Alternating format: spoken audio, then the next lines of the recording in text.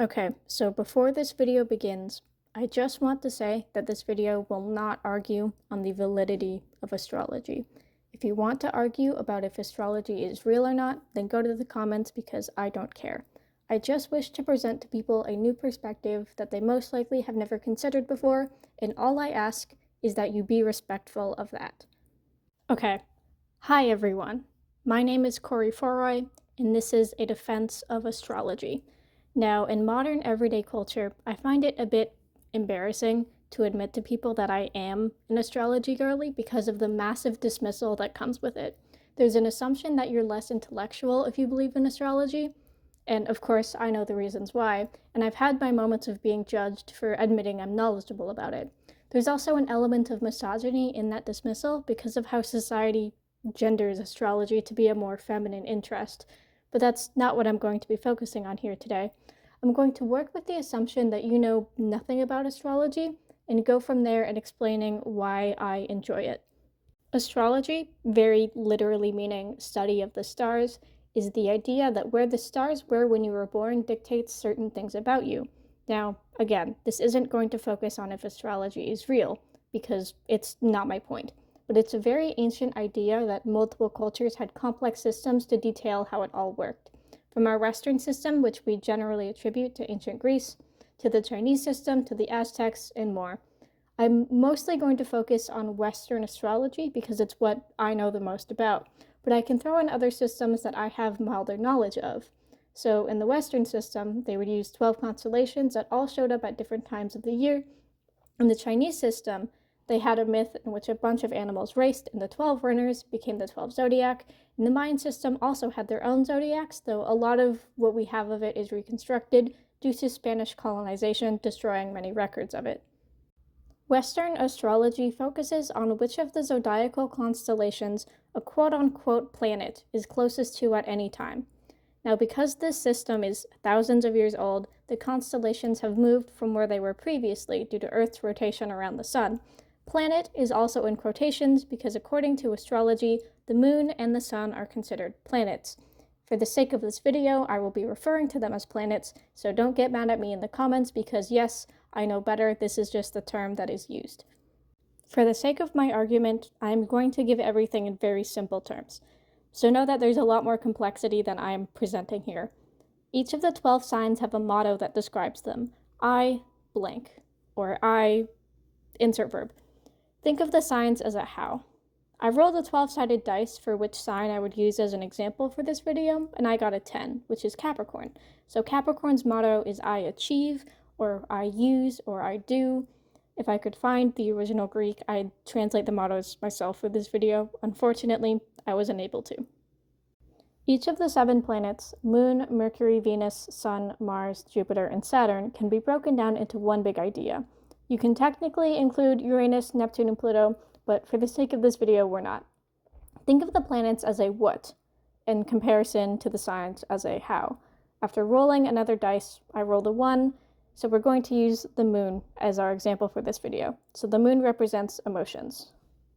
Okay, now let's put these ideas together. Moon in Capricorn. If you have the planet of emotion and the sign of doing stuff, what does that look like? Well, it looks like doing things in spite of emotion. If you took a moon in Capricorn and left them in the forest, they're going to focus on escaping and surviving the forest to distract themselves from the emotional weight of you leaving them in the forest, asshole. So if you're this far into the video wondering when I'm going to finish the background context, we're still not there yet because there's also the 12 houses. Now each house has a name and represents different aspects of a person's life. It's the where to the planet's what and the signs how. Again, for the sake of example, the dice gave me a 9, which is itinerus. Think like itinerary from English. It's the house of journeys. So then what does Capricorn, the sign of doing, look like in 9th house, the house of journeys? It's going to mean that Capricorn is going to plan things ahead and focus on the long term over the short term, even if it means giving up spontaneity. Then what does the moon look like in 9th house? It means that it values freedom and travel and can feel emotionally stunted with restrictions on those things. Now, that was a lot of background. So what is my main argument? You're probably asking yourself. Well, my main argument is this. let's combine these three ideas together. Moon in Capricorn, Capricorn in 9th house, and Moon in 9th house. Capricorn Moon in 9th house looks like someone who is going to focus their energy on planning things long term with the ultimate goal of some kind of freedom to be able to avoid dealing with their emotions in the short term, like a supervillain stuck in prison, planning their crimes whilst they dig their escape tunnel. This is an incredibly simplified answer for my very simplified argument. Does it matter if you have this placement and feel like it applies to you or not? No, don't care about that.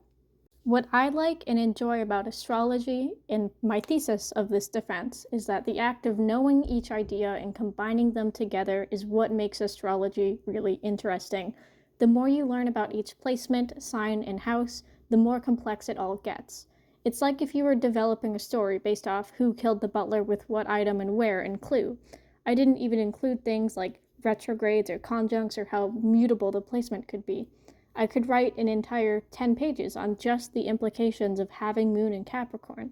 What I like about astrology is the intellectualism that it requires on thinking and discovering for yourself how these ideas fit together, which is one of the things I mentioned previously about how I've been dismissed as being less intelligent for being knowledgeable on the subject.